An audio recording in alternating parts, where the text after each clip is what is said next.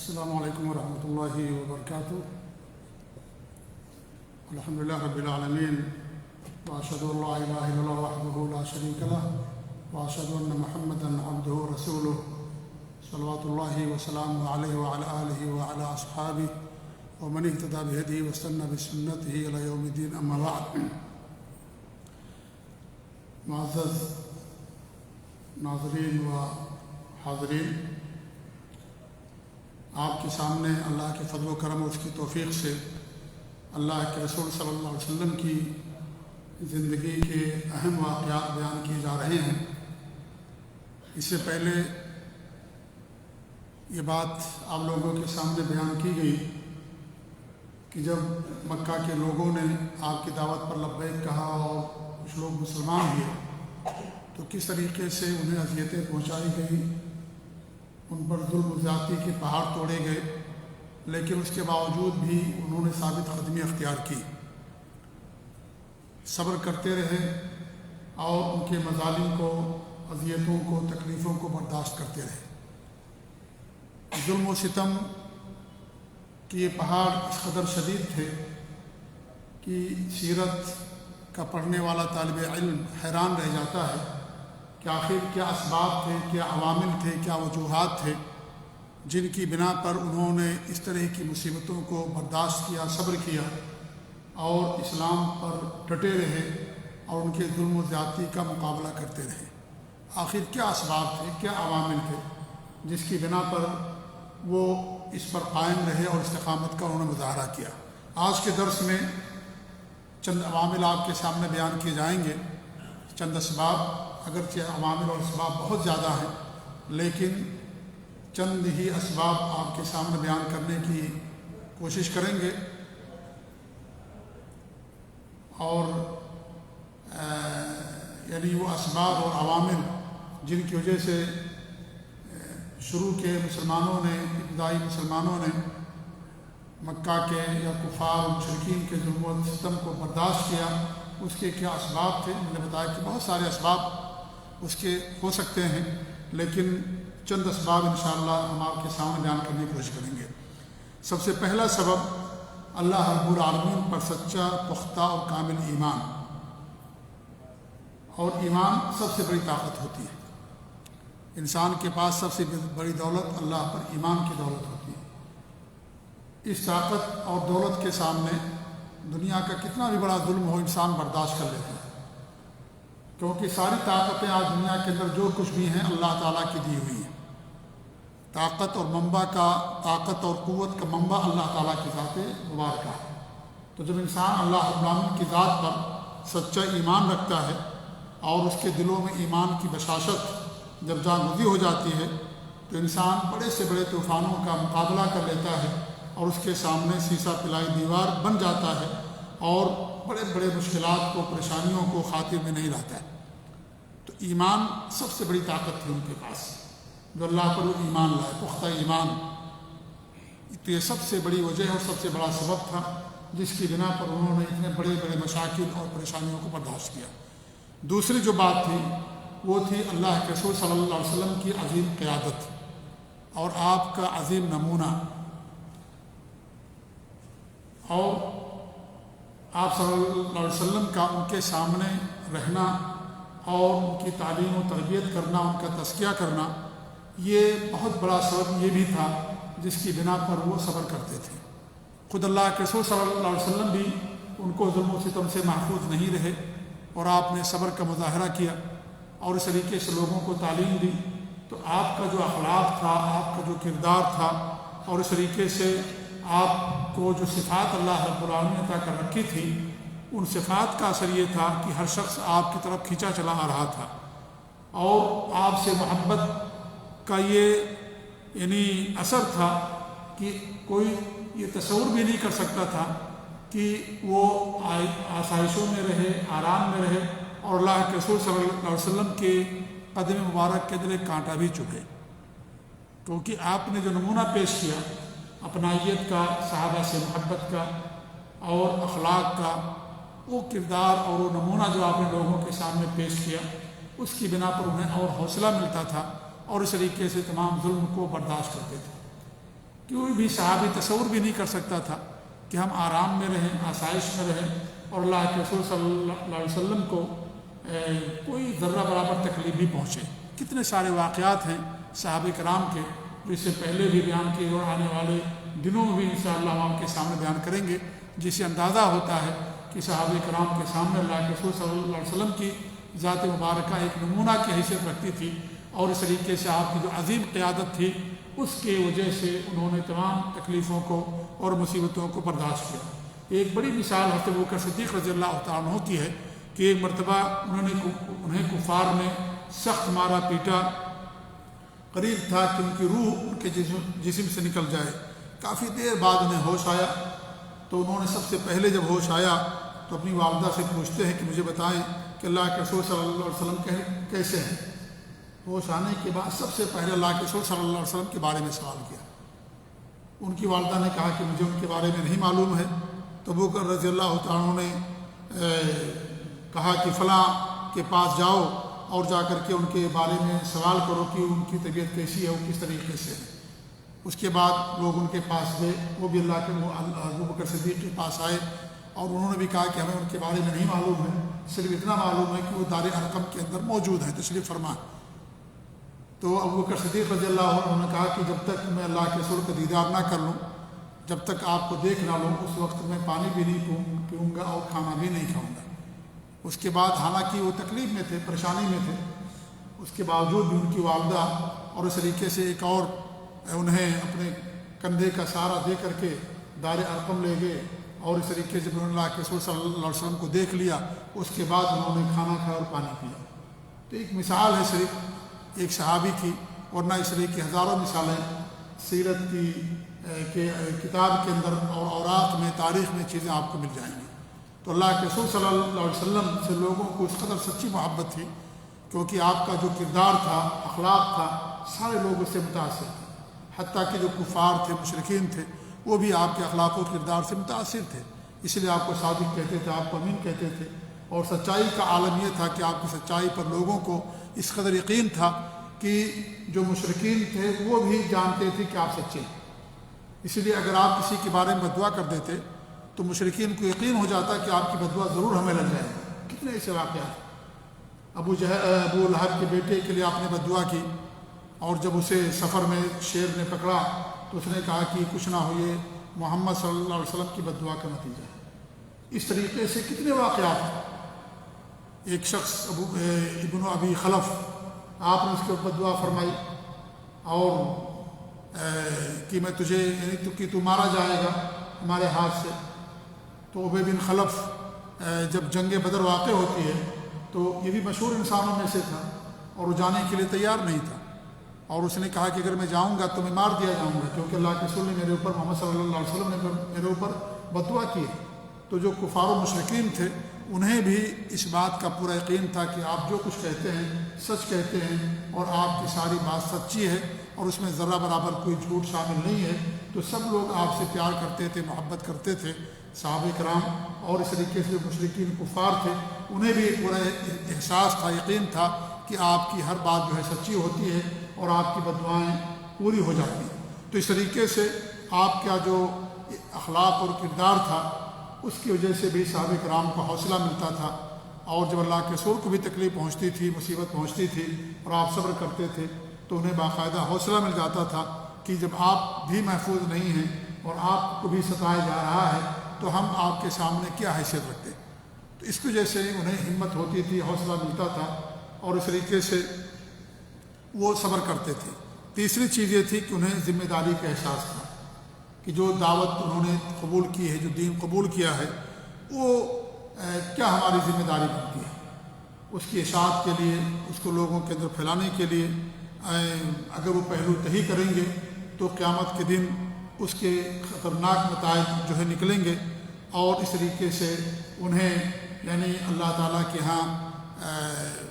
خفت ہو سکتی ہے۔ تو اس وجہ سے جو ذمہ داری تھی، جس کا احساس تھا، اس کی وجہ سے ساری تکلیفوں اور مصیبتوں کو برداشت کر لیا کرتا۔ تو یہ بہت بڑی بات ہے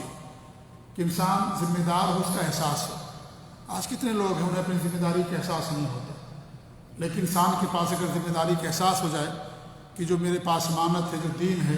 اللہ تعالیٰ کی جو نعمت ہے، اس نعمت کو، دین کو ہمیں دوسروں تک پہنچانا ہے، تو انسان اس راستے میں جو بھی مشکلات آتی ہیں، پریشانیاں آتی ہیں، انسان اس کو صبر کر لیتا ہے اور اس تکلیف کو برداشت کر لیتا ہے۔ تو انہیں ذمہ داری کا احساس تھا کہ ہم لوگوں کندھے پر جو دین آیا ہے اور جس دین کو ہم نے قبول کیا اللہ تعالیٰ کے فضل اور احسان کے بعد، اس کی اشاعت بھی کرنا ہے، اسے لوگوں تک پھیلانا ہے، لوگوں تک اسے پہنچانا ہے، یہ احساس تھا۔ اس کی وجہ سے ساری تکلیفوں کو وہ برداشت کیا کرتے تھے۔ چوتھی چیز یہ تھی کہ آخرت پر ان کا ایمان سچا اور کامل تھا۔ ہر مسلمان کا آخرت پر ایمان ہوتا ہے، لیکن ان کا ایمان اس قدر قوی تھا کہ اللہ رب العالمین نے ان کے جیسے ایمان لانے کے لیے ہمیں کہا ہے، فَإِنْ آمَنُوا بِمِثْلِ مَا آمَنْتُمْ بِهِ فَقَدِ اهْتَدَوْا، اگر تم لوگ ایمان لے آؤ جیسے صحابہ ایمان لائے ہیں تو تمہیں ہدایت مل جائے گی۔ تو صحابہ کا جو ایمان تھا اللہ پر، نبی پر، آخرت پر، وہ ہمارے لیے مشعل راہ ہے، ہمارے لیے نمونہ کی عزت رکھتے ہیں۔ تو اس قدر ان کا ایمان تھا آخرت کے اوپر کہ دنیا فانی ہے، دنیا کی کوئی حیثیت نہیں اللہ تعالیٰ کے سامنے یا آخرت کے سامنے، اور جو بھی تکلیفیں اور پریشانیاں، مصیبتیں ہیں وہ دنیا کے اندر ہیں، یہ ختم ہو جائیں گی اور چند دنوں کے لیے وقتی ہیں، اور اس کے بعد جو زندگی آنے والی ہے وہ ہمیشگی والی زندگی ہے، اور اس طریقے جو کچھ بھی ہم کریں گے ہمیں اس تمام چیزوں کا بدلہ ملے گا اللہ تعالیٰ کی طرف سے۔ جو احساس تھا، آخرت پر ایمان تھا، یہ تمام چیزیں ایسی تھیں جس کی وجہ سے دنیا کی تمام تکلیفیں، مصیبتوں ان کے سامنے ہیچ نظر آتی تھیں اور انہیں معمولی سمجھتے تھے۔ اس لیے آپ دیکھیں کتنی بڑی پریشانیوں کے باوجود بھی ان کی زبان سے صرف عہد کے نعرے رہتے تھے، یہ اللہ ایک ہے، اللہ ایک ہے، ہمارا اللہ کی ذات پر ایمان۔ اس کے علاوہ ان کی زبان سے کوئی چیز اور نہیں نکلتی تھی۔ حضرت بلال کا واقعہ آپ نے سنا، اس طریقے سے اور صحابہ کرام کے واقعات آپ نے سنے، حضرت عمار بن یاسر رضی اللہ عنہ کو اور ان کے پورے خاندان کو کس طریقے سے ستایا گیا، اور حتیٰ کہ ان کی والدہ جن کا نام سمیہ تھا رضی اللہ تعالیٰ عنہ، پہلی شہیدہ خاتون ہیں، کس قدر ان کو زندہ یعنی انہیں ان کے ایک پاؤں کو ایک اونٹ کے اندر باندھ دیا گیا اور ایک دوسرا پاؤں دوسرے اونٹ کے اندر باندھ دیا گیا، اور اس طریقے سے اونٹوں کو مخالف صرف چلنے کا حکم دیا گیا۔ وہ زندہ تھے، ان کے جسم کے 2 دھڑے ہو گئے، اس قدر تکلیف دی گئی، لیکن اور وہ شہید ہو گئی۔ تو یہ جو ساری تکلیفیں اور پریشانیاں آئیں ان کے اوپر، وہ آخرت پر ایمان کی وجہ سے انہوں نے اس کو برداشت کیا کہ دنیا کی مصیبت ہلکی ہے، معمولی ہے، آخرت کے اور یعنی عذاب اور آخرت میں انتقام کے مقابلے میں اس کی معمولی یہ جو سزائیں ہیں دنیا کے اندر بہت معمولی ہے۔ تو اس کی وجہ سے انہیں صبر ملا، اور یہ بہت بڑا سبب تھا آخرت پر پکا اور سچا ایمان، جس کی وجہ سے مصیبتوں پر صبر کرتے تھے۔ اس طریقے سے پانچویں چیز یہ تھی کہ قرآن مجید کے اندر اللہ رب العالمین نے جو کافر اقوام اور ملل جو گزر چکی ہیں ان کی جو داستان بیان کی ہے، اور کس طریقے سے اللہ نے انہیں برباد کیا اور انہیں ہلاک کر دیا، اور جو ان پر ایمان لائے کس طریقے سے اللہ تعالیٰ نے ان کو نجات دی، یہ آیات، یہ صورتیں ان کے لیے بہت ہی زیادہ مہمیز کا کام کرتی تھی، اور بہت بڑا حوصلہ ان کو ملتا تھا ان تمام تکلیفوں اور پریشانیوں پر جو کفار و مشرکین کی طرف سے انہیں دی جاتی تھی۔ اللہ رب العالمین نے نوح علیہ السلام سے لے کر کے حضرت عیسیٰ علیہ السلام تک جو انبیاء آئے، بہت سارے نبیوں کا اللہ رب العالمین نے تذکرہ کیا۔ حضرت موسیٰ علیہ السلام کے واقعات، حضرت یوسف علیہ السلام کے، حضرت یونس علیہ السلام، نوح علیہ السلام، ابراہیم علیہ السلام، اس طریقے سے بہت سارے نبیوں کے واقعات اللہ نے قرآن کریم کی طرف بیان کیے،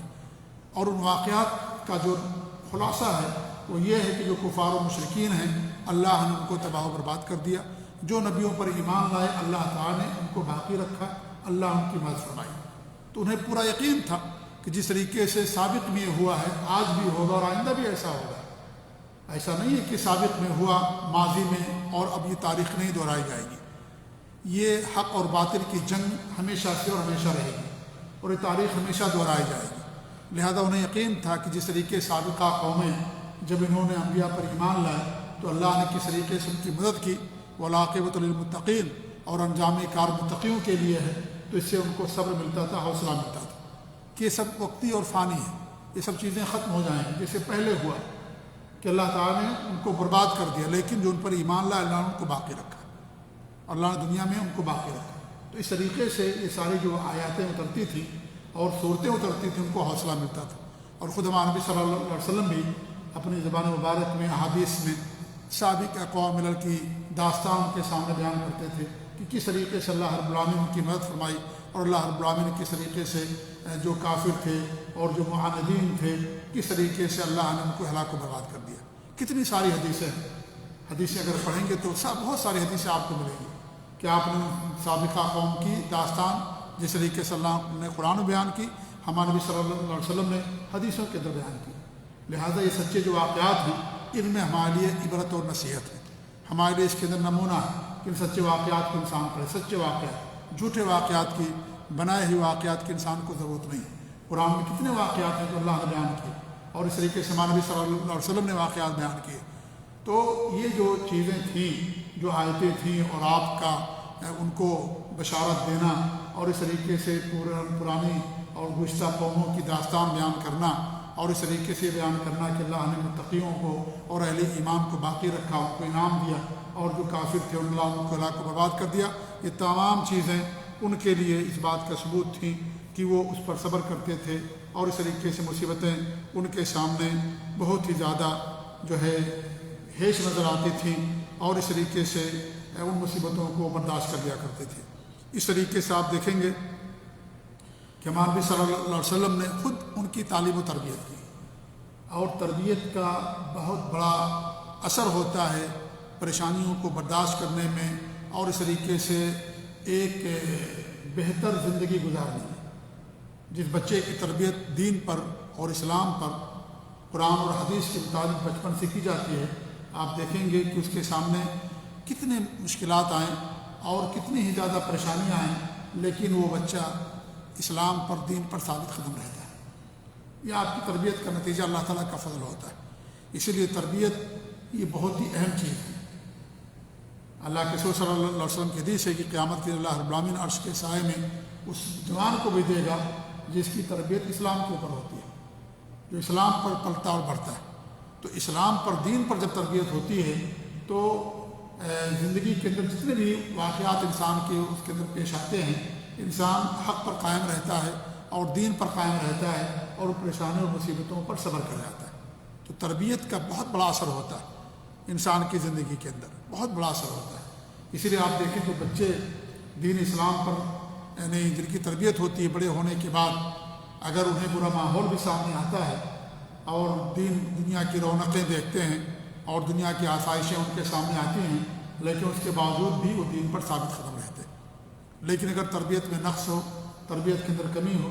تو بچہ جب ایک ماحول سے نکل کر کے دوسرے ماحول میں جاتا ہے تو برے ماحول کو بہت جلدی وہ قبول کر لیتا ہے، کیونکہ اس کے دل کے اندر اس قدر کوئی رکاوٹ نہیں ہوتی جو اس کو اس کے سامنے شیشہ پلائی دیوار کے طریقے سے قائم رہ سکے۔ اسی لیے وہ دیکھ کر کے کیا ہوتے ہیں، ان کے پیچھے بھاگنے لگتے ہیں، اور اس طریقے سے تمام چیزوں کو چھوڑ دیتے ہیں۔ نماز کی پابندی دھیرے دھیرے ختم ہو جاتی ہے، توحید پر جو ہے وہ دھیرے دھیرے ختم ہو جاتی چیزیں۔ تو اس طریقے سے انسان کیا ہوتا ہے، وہ تربیت کی کمی کے نتیجے میں تمام چیزوں کو چھوڑ دیتا ہے۔ لیکن اگر تربیت انسان کی سخت کی جائے، کتاب و سنت کے مطابق بچے کی تربیت ہو، بچپن ہی سے اس کی تربیت کی جائے، تو آپ دیکھیں کہ وہ قائم رہتا ہے دین پر اور ثابت قدمی کا مظاہرہ کرتا ہے۔ تو ہمارے نبی صلی اللہ علیہ وسلم کی تربیت کی، ہمارے نبی صلی اللہ علیہ وسلم کی تربیت کی۔ اس لیے آپ دیکھیے کہ جب آپ کی وفات کے بعد جب ارتداد کی لہر چلی تو وہ تمام صحابہ